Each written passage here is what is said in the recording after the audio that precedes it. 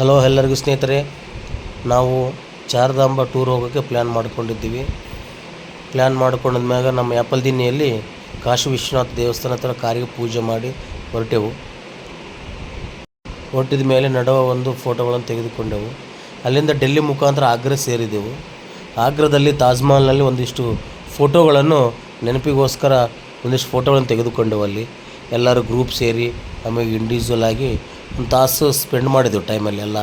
Time spend ಮಾಡಿ ಸುತ್ತಮುತ್ತ ತಾಜ್ ಮಹಲ್ ಎಲ್ಲ ನೋಡಿಕೊಂಡು ಫೋಟೋಗಳು ತೆಗೆದುಕೊಂಡು ಅಲ್ಲಿ ಸ್ವಲ್ಪ ರಿಫ್ರೆಶ್ ಆಗಿ ಸ್ನಾನ ಎಲ್ಲ ಮಾಡಿದ್ವಿ. ಅಲ್ಲೇ ಸ್ನಾನ ಮಾಡಿ ಮತ್ತು ಅಲ್ಲಿಂದ ನಾವು ಹೊರಡ್ಬೇಕಂತ ಪ್ಲ್ಯಾನ್ ಮಾಡಿದ್ವಿ. ಆವಾಗ ಎಲ್ಲರೂ ಒಂದಿಷ್ಟು ಟೀ ಕಾಫಿ ತಗೊಂಡು ಮತ್ತು ಅಲ್ಲಿಂದ ಹೊರಡೋಕ್ಕೆ ಸ್ಟಾರ್ಟ್ ಮಾಡಿದೆವು. ಅಲ್ಲಿ ಏನಪ್ಪ ಅಂದರೆ ಅಲ್ಲಿಂದ ಎಲೆಕ್ಟ್ರಿಕಲ್ ಆಟೋದಾಗ ಹೋದ್ವಿ. ಒಂದಿಷ್ಟು ಫೋಟೋಗಳು ಕೂಡ ತೆಗೆದುಕೊಂಡ್ವಿ.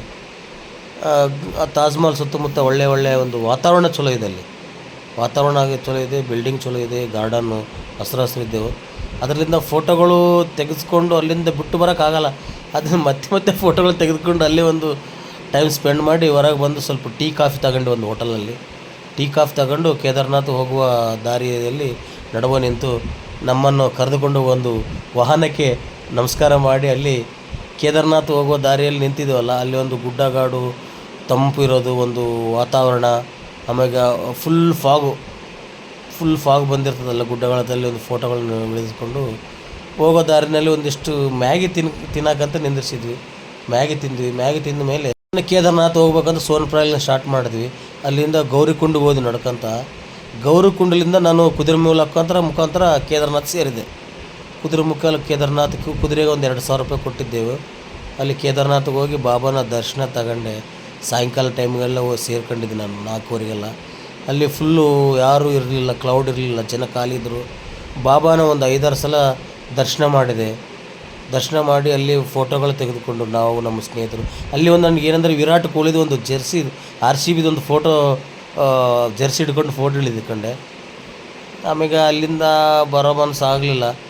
ಅದೇ ಸಾಯಂಕಾಲ ಹೊತ್ತಿನಾಗಿ ಒಳ್ಳೆ ವಾತಾವರಣ ಇತ್ತು. ಫೋಟೋಗಳು ತೆಗೆಸ್ಕೋಬೇಕಂತ ಫೋಟೋಗಳು ತೆಗೆದುಕೊಂಡ ತಕ್ಷಣ ಅಲ್ಲಿ ಒಂದು ನಮ್ಮ ಪರಿಚಯರು ಒಂದು ಪ್ರಧಾನ ಅರ್ಚಕರಿದ್ದರು. ಅವರು ರೂಮಿಗೆ ಕರೆಸ್ಕೊಂಡಿದ್ರು. ರೂಮಿಗೆ ಹೋಗಿ ಅವರ ಆಶೀರ್ವಾದ ಪಡೆದು ಮತ್ತು ಬೆಳಗ್ಗೆ ಮುಂಜಾನೆ ಲಿಂಗ ದರ್ಶನಕ್ಕಂತ ಬಂದೆವು. ಸ್ಪರ್ಶ ದರ್ಶನ ಮಾಡಿಕೊಂಡು ಅಲ್ಲಿ ಹಿಂದೆ ಎಲ್ಲ ಒಂದು ಒಳ್ಳೆ ಗುಡ್ಡ ವಾತಾವರಣ ಇದೆ. ಅಲ್ಲೆಲ್ಲ ಫೋಟೋ ಇಳಿಸ್ಕೊಂಡ್ಮ್ಯಾಗ ಏನಪ್ಪ ಅಂದರೆ ಅಲ್ಲಿ ಒಂದು ನಾಮ ಅಂದ್ರೇನು, ಕೇದಾರ್ನಾಥ್ ಒಂದು ನಾಮ ಇಳಿಸ್ತಾರಲ್ಲ, ಅವ್ರ ತಲ್ಲಿ ಒಂದು ನಾಮವನ್ನು ಇಳಿಸ್ಕೊಂಡ ಮೇಲೆ ಅಲ್ಲಿಂದ ಒಂದು ಸಾಯಂಕಾಲ ಹೊತ್ತಿನಾಗ ಬೆಳಗ್ಗೆ ಹೊತ್ತಿನಾಗ ಬಹಳ ತಂಪು. ಇದು ನಾವು ಇಳಿದಿರೋದು ಒಂದು ಏನಂದರೆ ಸೋಮಶಿಲ. ಇದು 2013ರಲ್ಲಿ ಫ್ಲಡ್ ಬಂದಾಗ ಆ ಸೋಮಶಿಲ ಅನ್ನೋದು ಒಂದು ಕಲ್ಲು ಅಡ್ಡಾಗಿ ಕೇದಾರ್ನಾಥ್ ಟೆಂಪಲ್ಗೆ ಯಾವುದೇ ಹಾನಿ ಮಾಡಲಾರ್ದಂಗೆ ಒಂದು ಸೋಮಶಿಲ ಅಂತ ಒಂದು ದೊಡ್ಡ ಗಾತ್ರದ ಕಲ್ಲಿತ್ತು. ಕಲ್ಲಲ್ಲಿ ಫೋಟೋ ಇಳಿದವು.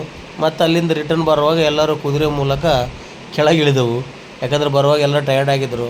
ಅದರ ಸಂಬಂಧ 1,100 ರೂಪಾಯಿ ಒಂದೊಂದು ಕುದುರೆ ಕೊಟ್ಟು 5 ಜನ ಕುದುರೆ ಹತ್ತಿ ರಿಟರ್ನ್ ಬಂದೆವು. ಇಲ್ಲಿಗೆ ಅಂದರೆ ಕೆಳಗೆ ಗೌರಿಕುಂಡಲಿಗೆ ಬಂದೆವು. ಗೌರಿಕುಂಡನಲ್ಲಿ ಕೂಡ ಯಾವುದೇ ಥರ ಬೊಲೋರೋಗಳಿರಲಿಲ್ಲ. ಯಾಕೆ ಸ್ಟಾಪ್ ಮಾಡಿದ್ರು.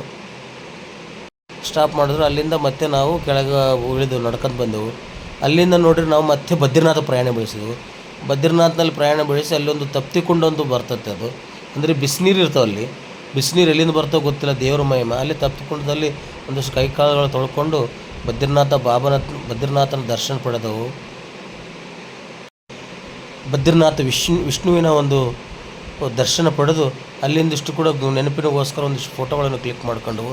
ಗ್ರೂಪ್ ಫೋಟೋ ಆಗಲಿ, ಇಂಡಿವಿಜುವಲ್ ಫೋಟೋಗಳಾಗಲಿ ಸ್ವಲ್ಪ. ಯಾಕಂದರೆ ಒಳ್ಳೆ ಇದಲ್ಲ. ಅಲ್ಲಿಂದನೇ ಮತ್ತೆ ವಿಡಿಯೋ ಕಾಲ್ ಮಾಡಿ ಎಲ್ಲರಿಗೂ ನಮ್ಮ ಬೇಕಾಗಿದ್ದವ್ರು ಪರಿಚಯ ಎಲ್ಲರಿಗೂ ವಿಡಿಯೋ ಕಾಲ್ ಮಾಡಿ ದರ್ಶನವನ್ನು ಕೊಟ್ಟೆವು ಅಲ್ಲಿಂದನೇ. ಇದು ಬದ್ರಿನಾಥ್ನಲ್ಲಿ ಗ್ರೂಪ್ ಫೋಟೋ ಇಳಿದೆವು ನೋಡ್ರಿ. ಎಲ್ಲರೂ ಗ್ರೂಪ್ ಫೋಟೋ ಇಳಿದೆವು, ಇಂಡಿವಿಜುವಲ್ ಆಗಿ ಫೋಟೋ ಇಳಿದೆವು. ಇದೊಂದು ಅಲ್ಕಾನಂದ ನದಿ ಬಾಜುನೇ ಇದು ಇರೋದು, ಅಲ್ಕಾನಂದ ನದಿ. ಆಮೇಲೆ ಅಲ್ಲಿ ಏನು ಇನ್ನೊಂದು ವಿಶೇಷ ಏನಂದರೆ ನದಿ ಉದ್ದಕ್ಕೂ ರೋಡ್ ಇರ್ತಾವೆ.